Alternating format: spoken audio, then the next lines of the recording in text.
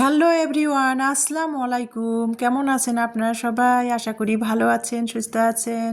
প্রতিদিনের মতো আবারও হাজির হলাম আমার আর একটি রান্নার ভিডিও নিয়ে আপনাদের মাঝে। তো দুদিন আগে লাউটা নিয়ে আসা হয়েছিল। আজকে ভাবলাম যে লাউ দিয়ে একটু মসুরের ডাল দিয়ে রান্না করব, সবজি স্টাইলের। আর আমার মেয়েরা না লাউ দিয়ে যদি মাছ রান্না করা হয়, বা অনেকে দেখা যায় লাউ দিয়ে মুরগির মাংস রান্না করে বা গরুর মাংস রান্না করে, আমার মেয়েরা এগুলো খায় না। যদি লাউ দিয়ে মুসুরের ডালটা রান্না করা হয় না, তাহলে খুব পছন্দ করে।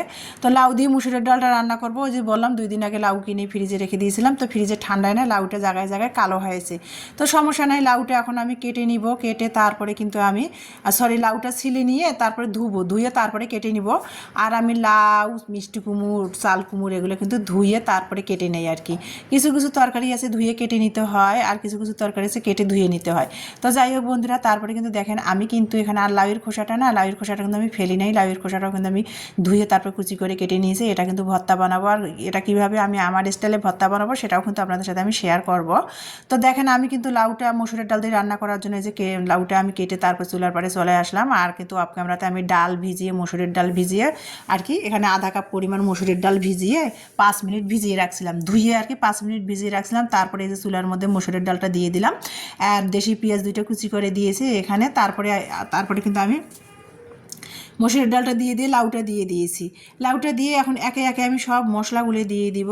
তো লাউয়ের মধ্যে আমি মসুরের ডাল দিয়ে যে লাউটা রান্না করতেছি, এখানে যে যে মশলাগুলো আমি আমার স্টাইলে ব্যবহার করেছি সেটাই আর কি আপনাদের সাথে শেয়ার করতেছি। এখানে প্রথমে স্বাদ মতো লবণ দিয়ে দিলাম। তারপরে এখানে আমি হলুদের গুঁড়া দিব, রসুন বাটা দিব, আদা বাটা দিব, আর কাঁচা মরিচের পেস্ট দিয়ে দিব। দিয়ে তারপরে কিন্তু আমি ভালো করে নেড়ে ছেড়ে একটু গরম পানি আর কি, হালকা গরম পানি লাউয়ের মধ্যে দিয়ে ঢাকনা দিব আর কি। আর তরকারির মধ্যে লাউয়ের তরকারিতে বলেন, চাল কুমড়ের তরকারিতে বলেন, কিছু কিছু তরকারিতে গরম পানিটা মানে যে কোনো তরকারিতে গরম পানিটা দিলে ভালো হয়, আর তাড়াতাড়ি তরকারির টেস্টও হয়, আর তাড়াতাড়ি তরকারিটা সিদ্ধ হয়। তো এখানে কিন্তু আমি গরম পানি দিয়ে দেবো। মশলাগুলো সব মশলা একসাথে লাউ ও ডালের সাথে মিশিয়ে নিয়ে তারপরে গরম পানিটা দিয়ে দেবো। তো এর আগে আমি রান্না করতে গেলাম, তার মধ্যে আবার গ্যাসটা শেষ হয়ে গেছে। কি আর করার, পরে ইন্ডাকশানে করে আর কি, ইন্ডাকশানের পাতিলে করে আমি এই যে লাউটা গ্যাসের চুলার পাতিল থেকে ঢেলে নিয়ে ইন্ডাকশানে বসিয়ে দিলাম। ইন্ডাকশানে আর কি রান্না করে নিলাম, লাউটা ঢাকনা দিয়ে সিদ্ধ করে নিলাম। তো সিদ্ধ হয়ে গেল, তারপরে আমি কিছুক্ষণ কষিয়ে নিয়েছি লাউটা। লাউ কিন্তু ভালো করে না কষালে কিন্তু খেতে একটা কেমন লাউ লাউ গন্ধ আসে। তো লাউটা আমি ভালো করে কষিয়ে নিলাম। কষিয়ে নিয়ে তারপরে লাউটাও সিদ্ধ হয়ে গেছে, মসুরের ডালও সিদ্ধ হয়ে গেছে, লাউয়ের সাথে মিশে গেছে। এখন নামিয়ে নিয়ে এখানে চুলার মধ্যে আমি একটা ছোট্ট লোহার কড়াই বসিয়ে দিলাম, যেহেতু আমার ইন্ডাকশানটা লোহা আর স্টিল ছাড়া কোনো হাঁড়ি পাতিল ব্যবহার করা যায় না। তো আমার ছোট্ট লোহার কড়াই বসিয়ে দিলাম। দিয়ে কিন্তু তারপরে এখানে কিন্তু আমি পেঁয়াজ কুচি, মরিচ কুচি, 2টা তেজপাতা আর 1 চিমটি মানে জিরা দিয়েছি।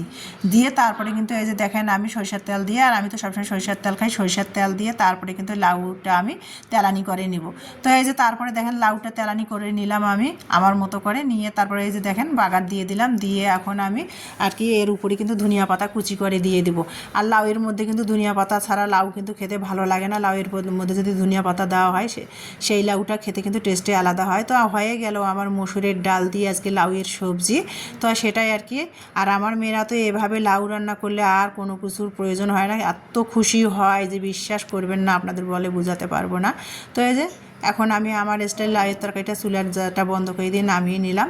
আজকে আমার রান্না দুপুরে লাউ দিয়ে মসুরের ডালের সবজি, এটা দিয়ে আজকে আমাদের দুপুরের খাবার। তো বন্ধুরা, ভিডিওটা ভালো লাগলে প্লিজ একটা লাইক দিয়ে দিবেন। আর আমার ভিডিওটা দেখার জন্য সবাইকে অসংখ্য অসংখ্য ধন্যবাদ। সবার সুস্বাস্থ্য কামনা রেখে আজকের মতো এখানে বিদায়। আল্লাহ হাফেজ।